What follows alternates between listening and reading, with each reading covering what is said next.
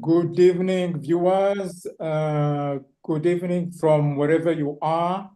We are at RTV in Minduka.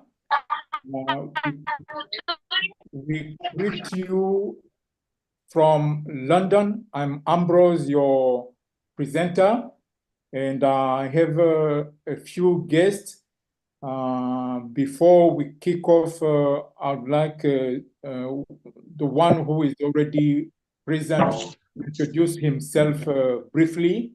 Mr. Nelson, please greet our viewers.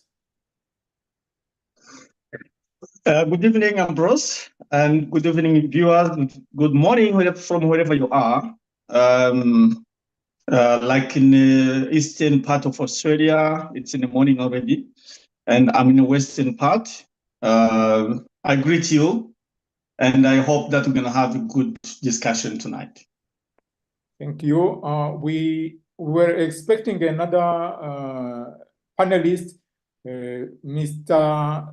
Dr. Etienne Mutabazi, but he still have a few technical problems.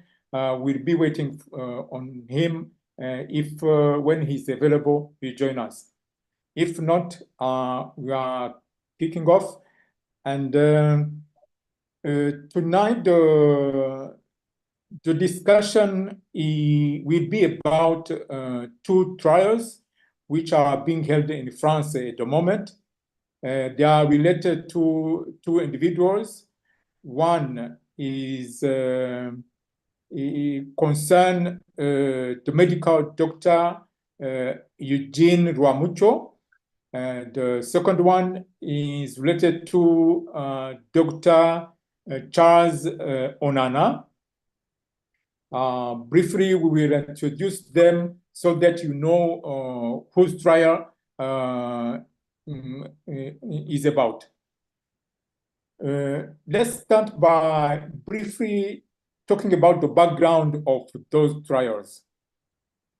Those who are in the know, they remember that back in 1990, most precisely on October 1st, 1990, there was an invasion of Tutsi refugees from Uganda. That invasion destabilized the Hutu-led government of the Rwandan president at the time, who was Juvenal Habyarimana.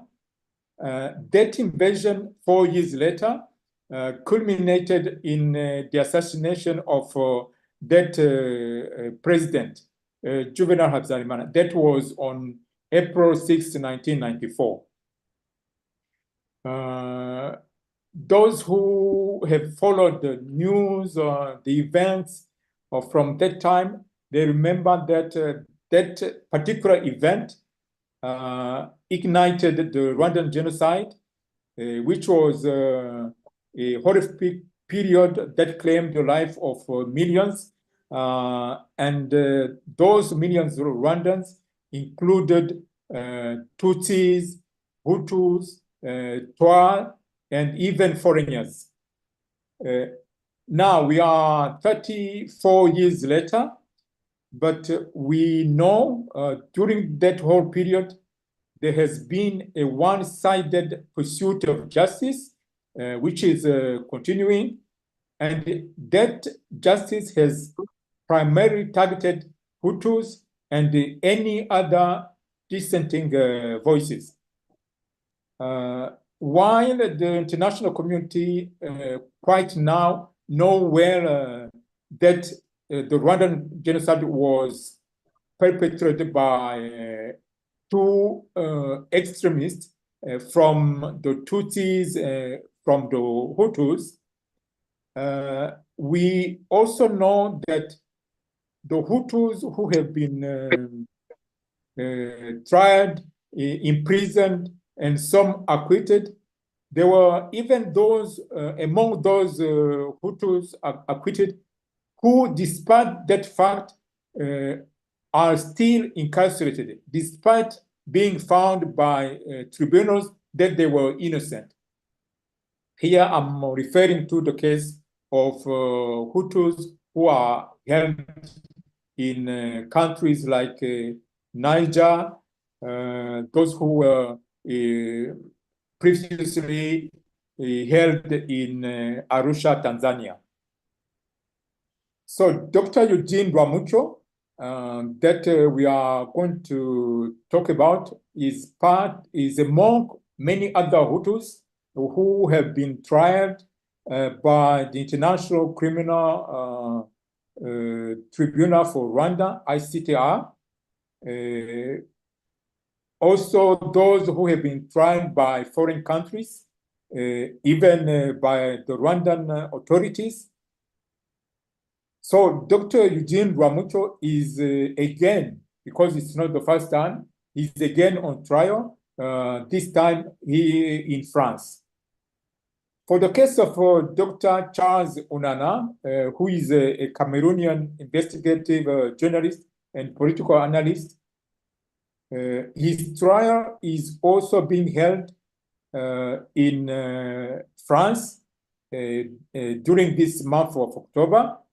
And he is accused because of his writing.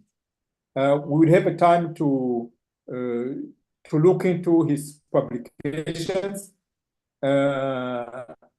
He has been very vocal through investigations, through deep, profound investigative journalists, showing who are the real perpetrators of the Rwandan genocide.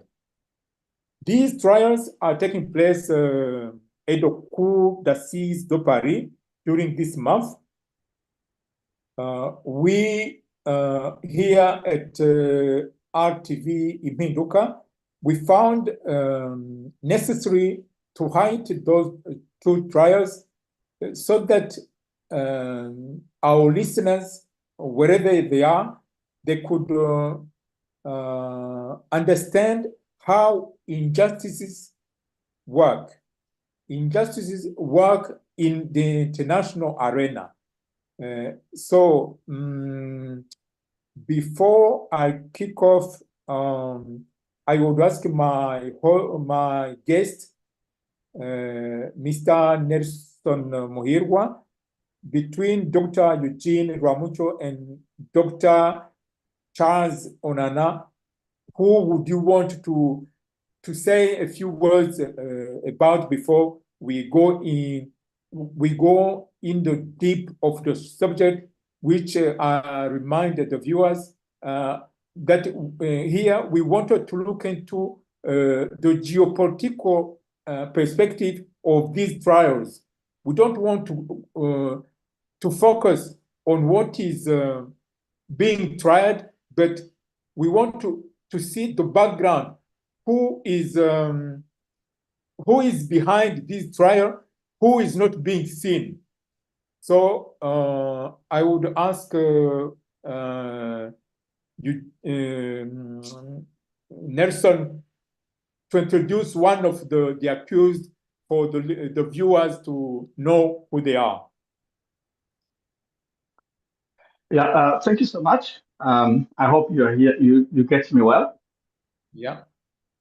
Good. Yeah, because I'm trying to use my earphones to avoid making noise on my people who are in other rooms. Yeah. Look, this issue is purely political, and it's not strange to see the Rwandan government accusing two high-profile academics, doctors, who have nothing to do with the genocide, but simply because they are the people who can give light to what transpired in Rwanda, who can forge the rewriting of the history, because today the world knows the victors' history, the victors' narrative, which is the Rwandan Patriotic Front government that is writing the history from the end of the war. They even go deeper into pre-genocide history and say whatever they want to say, try to manipulate the whole world. So these trials are just sham trials because they have no basis at all. It's only on fabricated lies to discredit the work of these two individuals. On the side of Onana, who is not a Rwandan, he has been a prolific writer and a very good analyst. And he thinks, and Rwanda doesn't want anyone who thinks, who has the freedom to think and say what they think. They want everyone to do whatever work they do in all fairness to the regime in power. If you go against it, you become the enemy. It's not only these two doctors. We have a host of intellectuals who are languishing in Kigali, in Rwanda's jail. Most of them medical doctors who were falsely accused of killing their patients simply because they were Tutsis. And yet, even the medical files never mentioned which tribe one belongs to. And again, in hospitals, we had, Rwanda had Tutsi medical doctors, nurses, and the Hutus alike.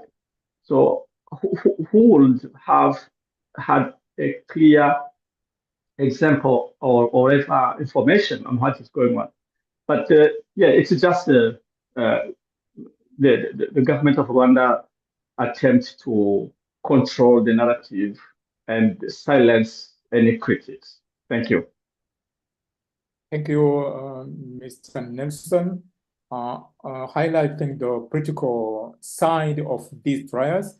But I would like to go back to the writing of Dr. Charles Onana, because he is being tried, investigated for the truth he found out about what happened in the region, particularly in Rwanda.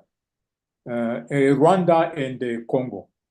So he published, as Nelson highlighted, he has been a very prolific writer for more than 20 years. Some of the titles, there is the first one, Holocaust au Congo. Many titles are in French, but I found out that some of his books have been translated in English. So the first one is the Holocaust au Congo. The other one is Rwanda, la vérité sur l'opération turquoise. Le troisième, enquête sur un attentat, Rwanda, 6 avril 1994. Le quatrième, silence sur un attentat, le scandale du génocide rwandais. Le cinquième bouquin, les secrets de la justice internationale, enquête truquée sur le génocide rwandais. Le sixième bouquin, 7 tueurs Tutsi au cœur de la tragédie congolaise. Le 7e bouquin, Europe, crime et censure au Congo. Here you have a list of some of his books, because I know he has also written many about other parts of the continent. For example, about the conflict in Ivory Coast around 2010, the Sudanese conflict. He has, and he is a very prolific writer and investigative journalist. Welcome, Dr. Etienne Mutabazi. Thank you so much. Thank you so much, Nzeimana, for welcoming me. I also take this opportunity to extend my greeting to my brother Nelson Muhirwa. Okay, thank you to being with us. Let me go to the question I wanted to ask my guest. We here at RTV Minduka, we would like to highlight the geopolitical aspect of these trials. Now, the question is, if you go back about the work of the ICTR, which is the International Criminal Tribunal for Rwanda, if you remember, it focused on only one side of the perpetrators. Why do you think it behaved that way and didn't pursue the other side which was implicated in the Rwandan genocide? Nelson, Etienne Mutabazi, if you could try to answer that question. Why did ICTR behave the way it did? Okay, thank you so much. And once again, my greeting to the participant, the host, the moderator, the other guest, and myself. Well, I heard Mr. Muhirwa elaborating on the charges labeled against Dr. Rwamucyo and Charles Onana. And let me thank him for the explanation he shared with us. With respect to the ICTR behavior or approach, it's something intriguing and which I have been following for quite a number of years, since 2000, from 2000 until 2012. I did a lot of research on it to understand, first of all, the other side of the history of Rwanda, but also the way international justice is being delivered. Let's recall that Resolution 955 of 8 November 1994 clearly stated that there was to be investigation and prosecution of perpetrators of genocide, of war crimes, of crimes against humanity, and the serious violation of international humanitarian law, most particularly Article 3, Common to Geneva Convention. And we were living in a situation whereby there have been a war. There cannot not be a war with that does not involve two parties. It means that each party, whether want it or not, may have committed a crime. We have witnessed a situation where a country was invaded, where people have been killed. I am from Byumba, which is now part of the northern province, where people have been massacred from the 1st of October 1990 up to the end of the war, and even as we speak now. We have reports not only from the Rwandan researchers, but also from other organizations, which were saying both parties to the conflict. And these are not my words. These are words of the previous Secretary General of the United Nations, namely Boutros Ghali, Kofi Annan, pointing that both parties, it means the then Rwandan armed forces and its affiliated structures, and the Rwandan Patriotic Army and its sympathizers, that they have been involved in the crimes I have already mentioned. So the question is, why did the ICTR, the International Criminal Tribunal for Rwanda, only investigated and prosecuted only one side? Actually, investigation was conducted on both sides. I know for sure that the former government structures were investigated. I also know that the RPF, the Rwandan Patriotic Front, was investigated, but no one was prosecuted. That's mean that a political game came into play. I have been at the ICTR from 2000 to 2012, and they have followed closely how those investigations and prosecution were conducted. And the issue was that all the prosecutors who succeeded wanted to investigate both sides. I remember the first prosecutor, Judge Richard Godstone from South Africa, a very prominent lawyer because he has been a judge in South Africa. He pursued investigation of the massacre killing happening in South Africa in 1992-1993. He was a prominent scholar, followed by a Canadian Supreme Court Judge, Louis Arbour. Later, a Swiss judge, Cara Del Ponte, and finally, a Gambian judge, the name skipped my mind, but is the most recent, and now we are in the era of the international residual mechanism. Hassan Boubacar Jallow. Jallow, the one from Gambia, it's in fact him who sealed the deal that Rwandan side will not be investigated. And the reason was that Rwanda, and most particularly President Kagame, was saying, if you investigate into the crimes of my forces, then we will not cooperate with the tribunal. That happened, I remember, during the tenure of Judge Cara Del Ponte. We had a challenging problem with respect to the appearance of witnesses from Rwanda in some cases, like the Butare case that involved the former minister Pauline Nyiramasuhuko, people like Nteziryayo, like Shalom Nahobali, like Irinda Yambaje, like Nsabimana, like Kanyabashi. I know those cases.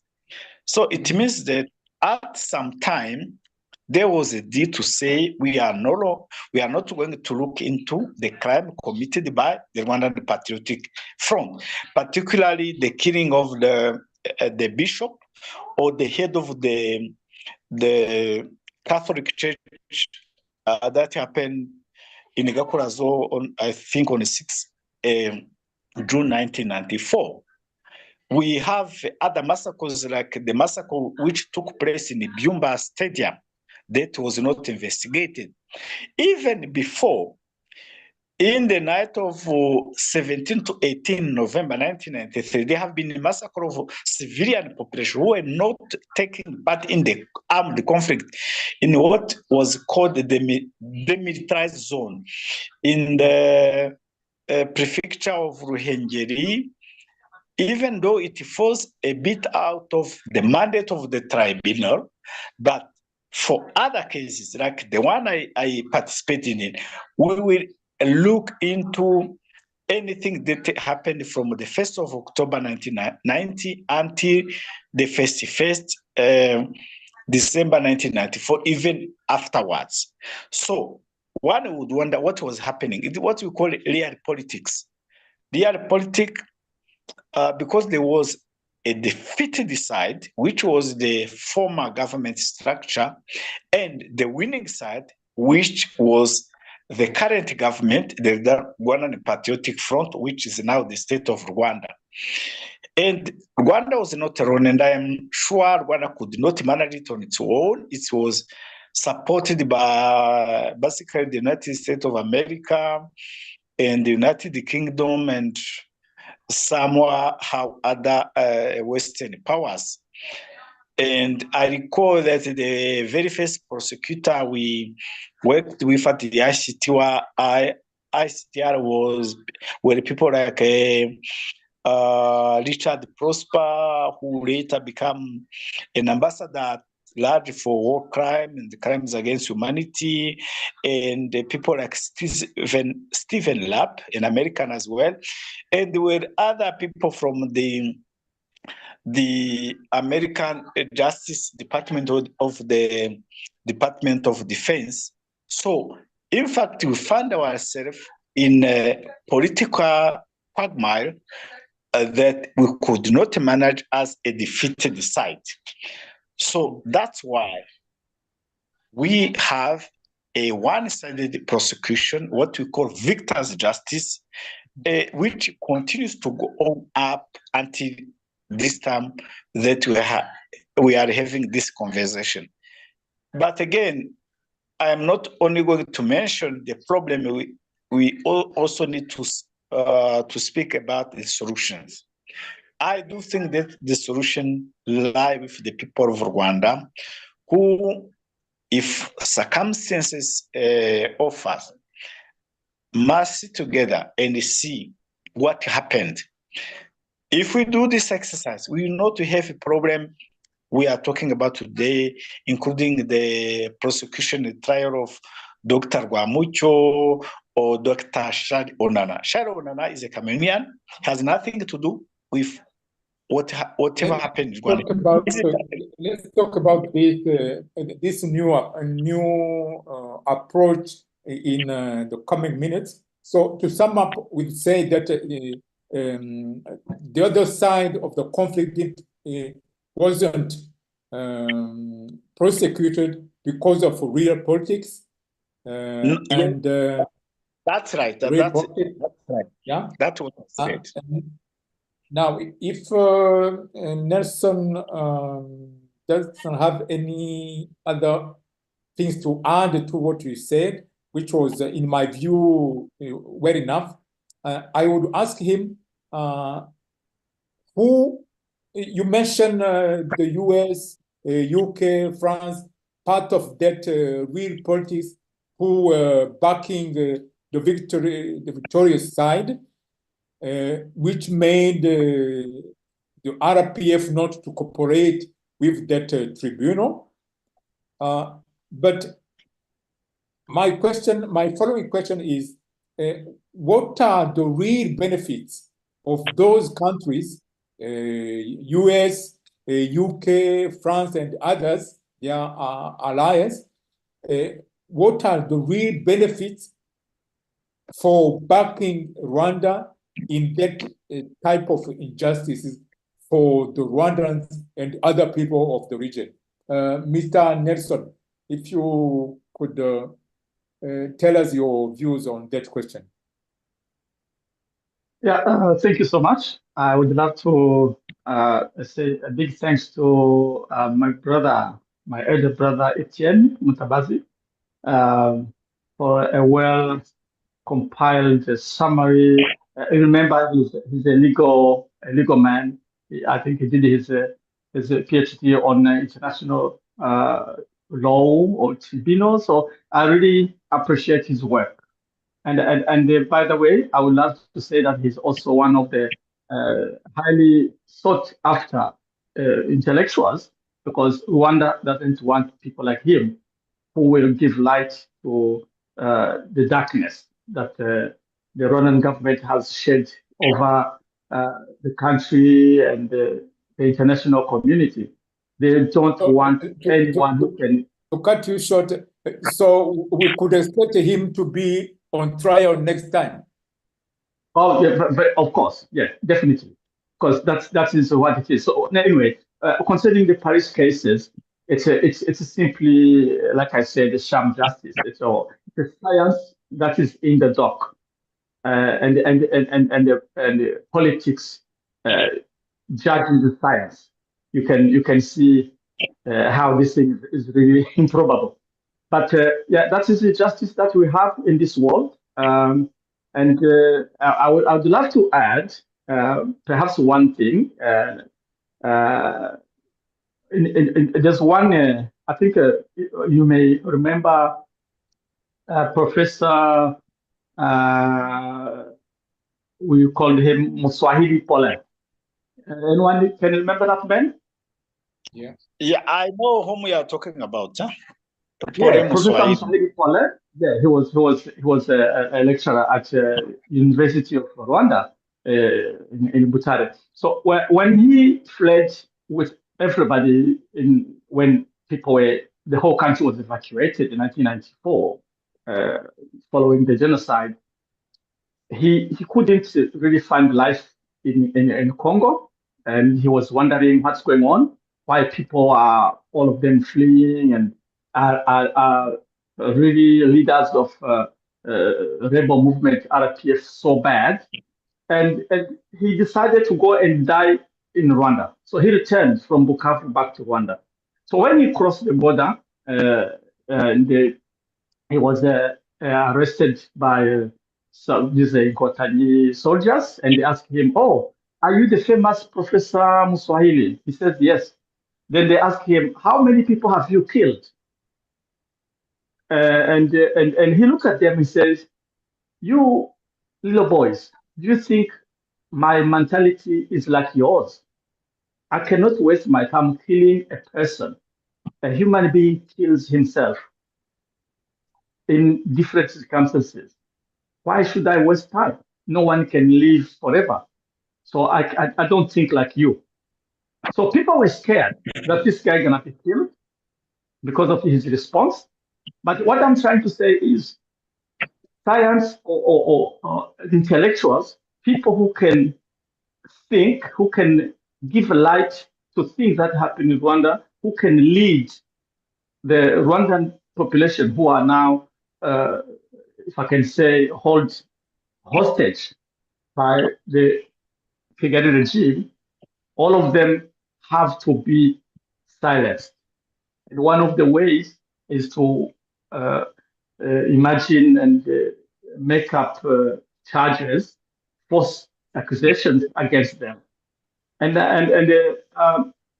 I'm asked to comment on why is it now so biased, and the international community, the first world, just keeps silent.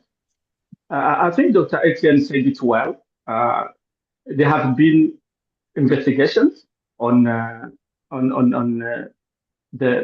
Rwandan Patriotic Front side, or actual Rwandan leaders, and they were found to have participated in the killings or perpetrated massive killings of Rwandans, mostly Hutus. And by the way, they also killed their own Tutsis who were fleeing with the Hutus. If they were found all together, I mean, if give an example of the massacre of bishops in Igakurazo, there were Tutsis among them, but they killed everyone. They didn't care. There were some Tutsis who were married to Hutus who fled to Congo. Some families that I know well, they were all together. Even in the Kibeho massacre, where they killed, in the eyes of the whole world, the aftermath of genocide, on the very first commemoration of genocide, the Rwandan Patriotic government, led by Paul Kagame, massacred around 80,000 refugees or internally displaced in Kibeho. Among them, there were also some Tutsis who were friends, who were relatives, who had fled with their Hutu neighbors, who could not find a way to find security. So they wanted to, because war is a war. When the bomb is falling, you cannot just close the eyes and say, because it's a bomb from the Tutsis and I'm a Tutsi, it won't kill me. So some people were mixed up like that, but they didn't care. They just randomly killed everyone. So all these things have been investigated, roughly, but none of the perpetrators have been prosecuted. Why? Okay. This is what I think now. Nelson, I'm going to bring you back to my precise question. I think that's the one I was going to answer. So you are coming to the question now. Yeah, that's what I'm saying. Why was there no prosecution? This was the involvement. I don't see have any. Am I still connected? Yeah, we can hear you. Oh, do you see me? we can see you. Okay. Yeah. Anyway, the prosecution of the victor's side didn't happen because of the involvement of the Western powers, and that is the UK, we have the US, and even France. You can see now today how they are in bed with the Kigali regime, because these people had their geostrategic interest in the region. That's what I'm thinking. And it has been even shown by the Congolese escalation of the conflict because of the minerals. So all they wanted was to protect the side that will allow them to loot Congolese minerals. They didn't have any interest in Rwanda in reality. And you may remember, perhaps in the 80s, we had some rumors that Jimmy Carter, who is the former American president, who is now, I think, celebrating 100 years in a few days. The rumors were saying in the 1980s that he asked the government of Rwanda, President Habyarimana, to allow him to send spies through Rwanda to Congo. And Habyarimana refused. And they asked for a land where they could put, I don't know what some of their equipment to control the region when there was this Soviet Union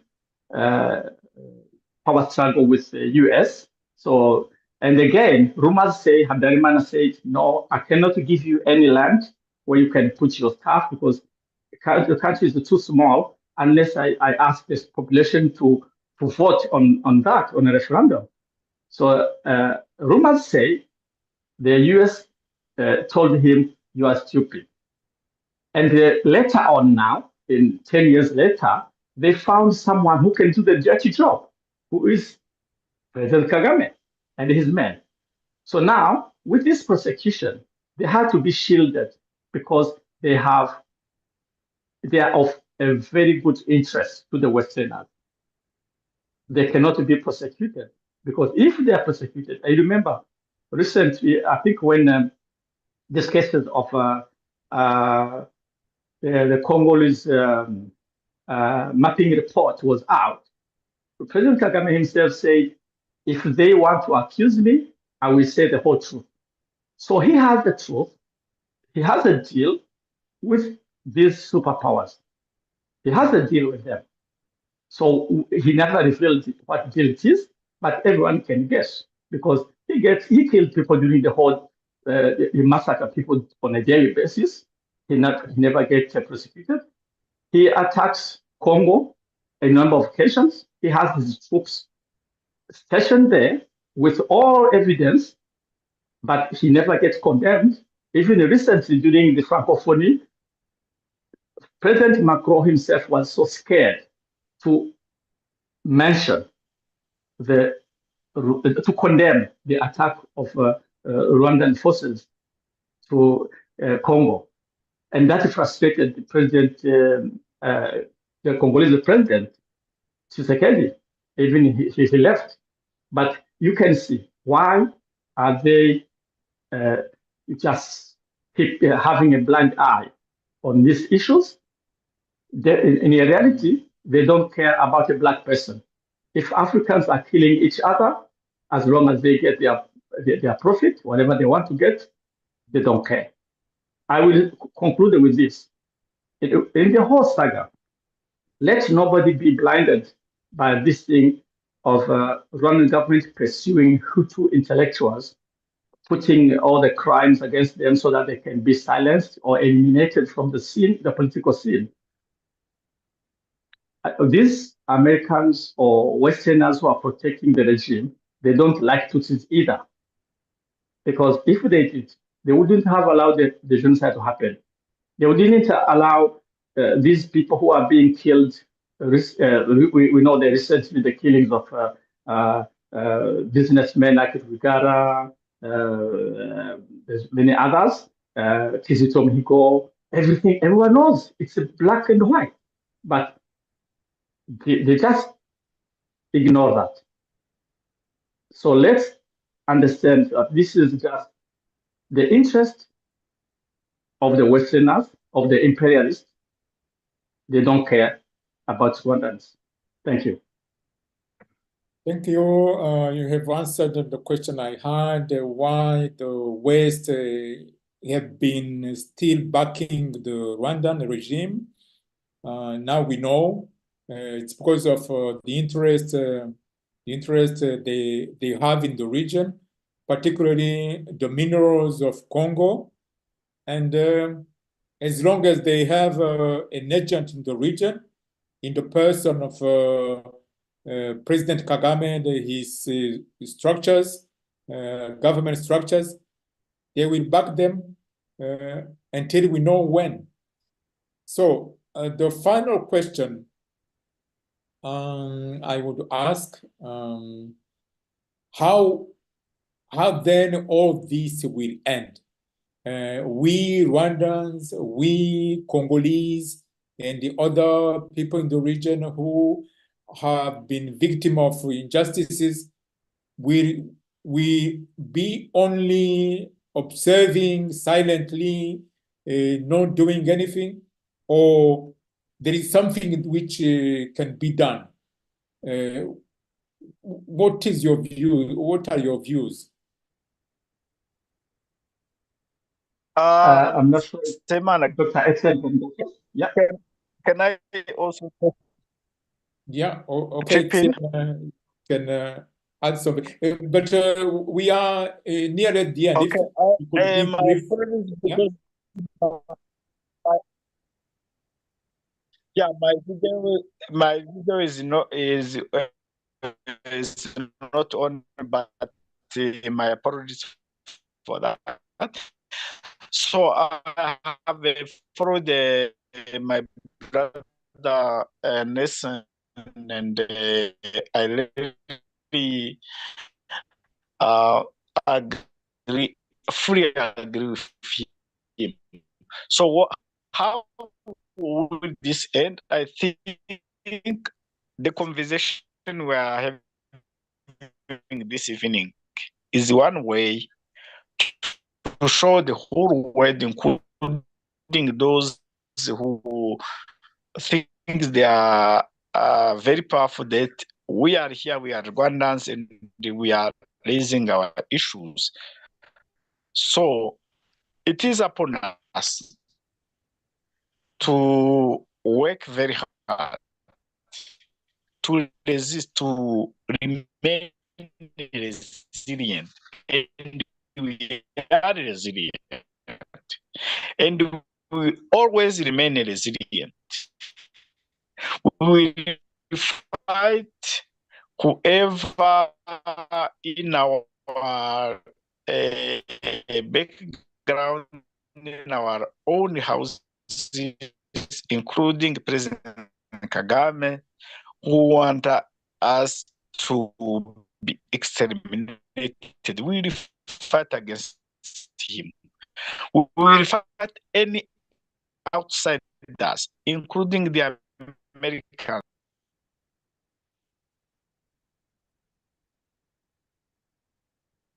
Yeah, I think we have lost him, but he was quite well answering the question, what can be done despite this powerful backing of the Rwandan president.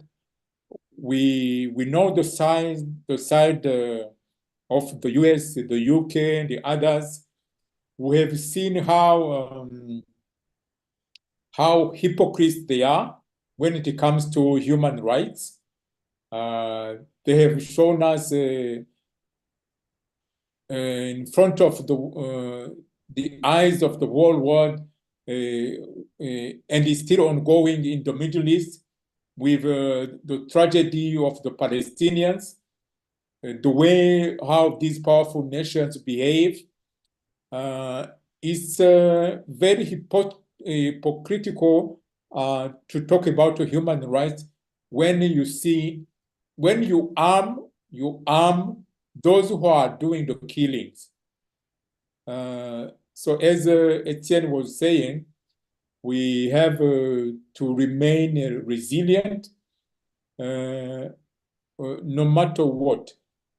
So, Mr. Nelson, for a final word, what can you tell our viewers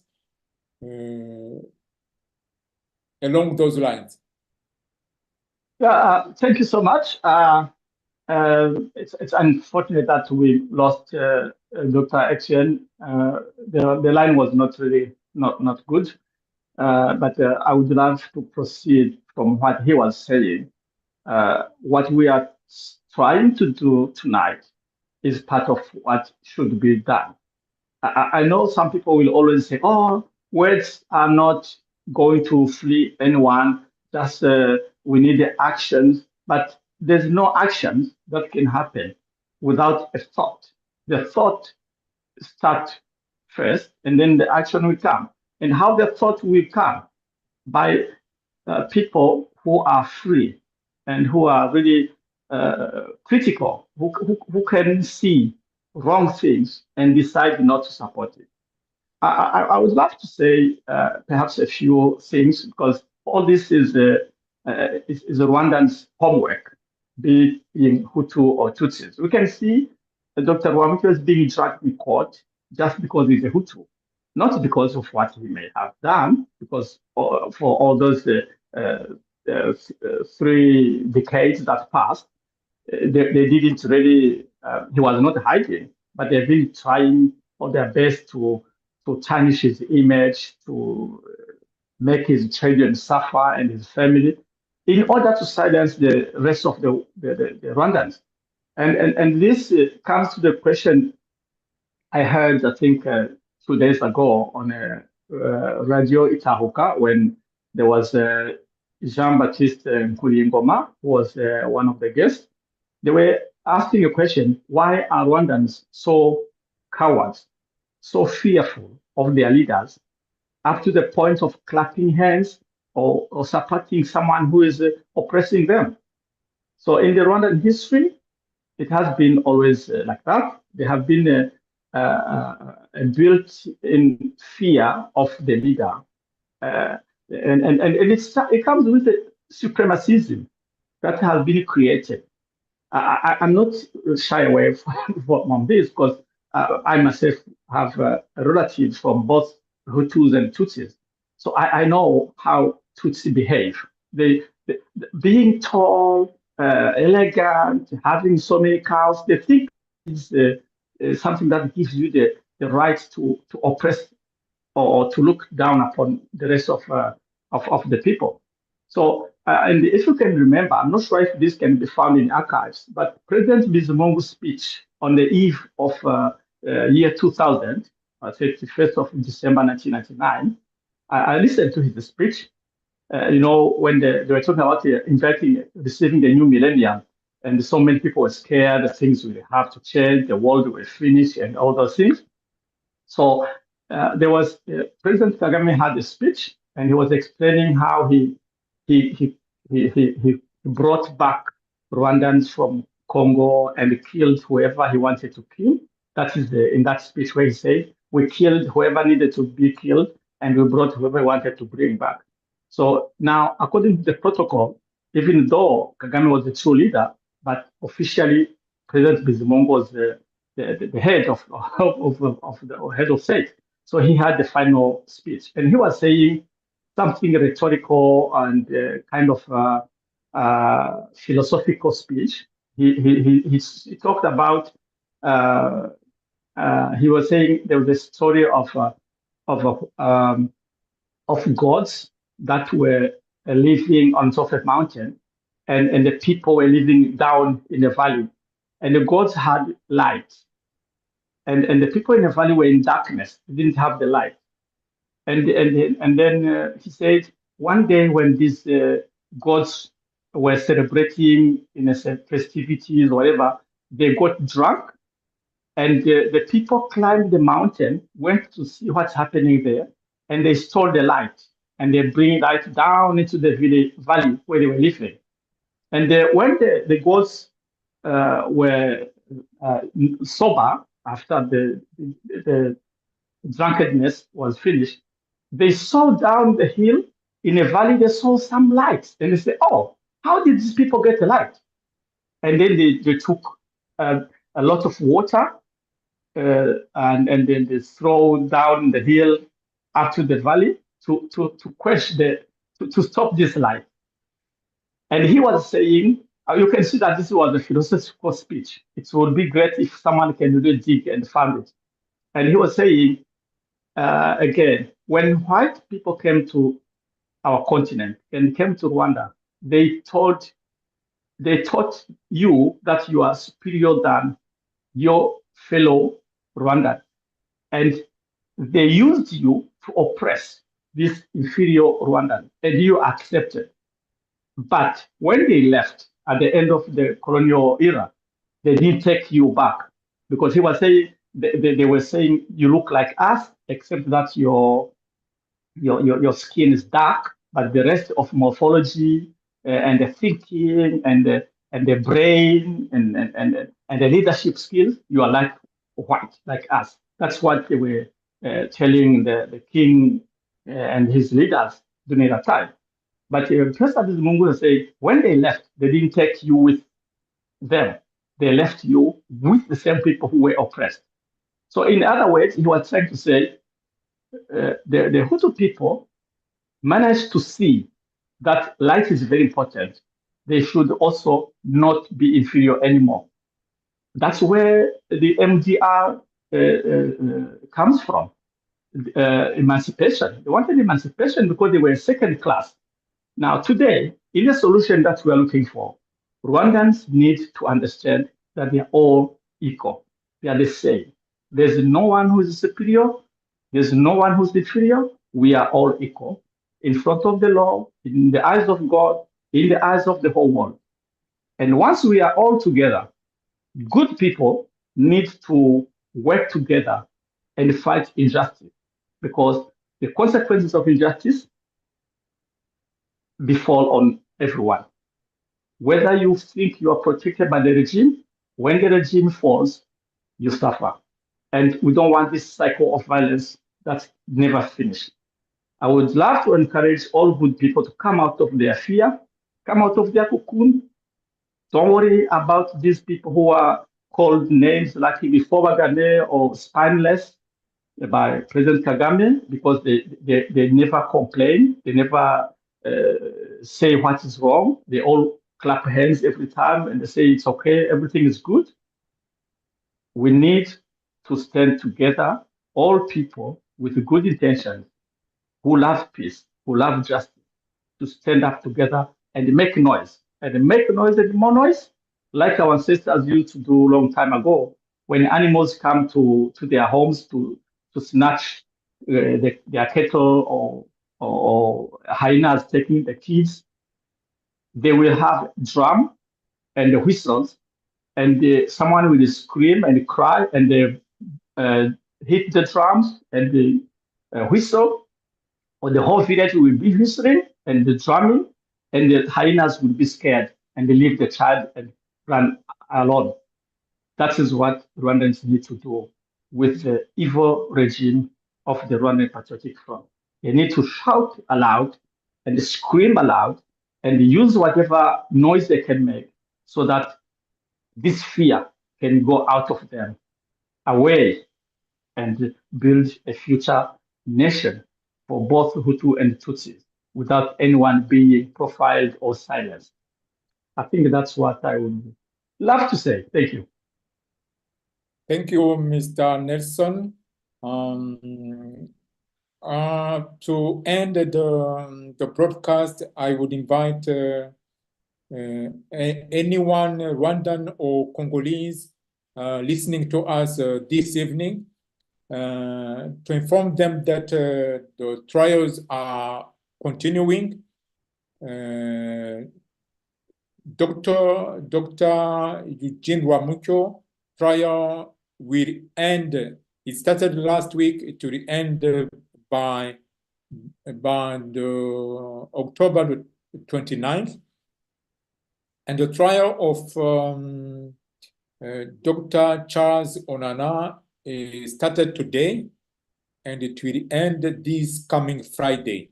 So please, those among Rwandans and Congolese who live in Paris or nearby, please attend the hearings, support those innocent intellectuals who are being accused for showing the light to the events which happened during the 1994 genocide and afterwards. Thank you, everyone, for having followed us. We invite you to our next broadcast, thinking that this one has also enlightened you, brought you more knowledge about what has been happening in our region. Thank you, and hope to see you next time. Thank you so much.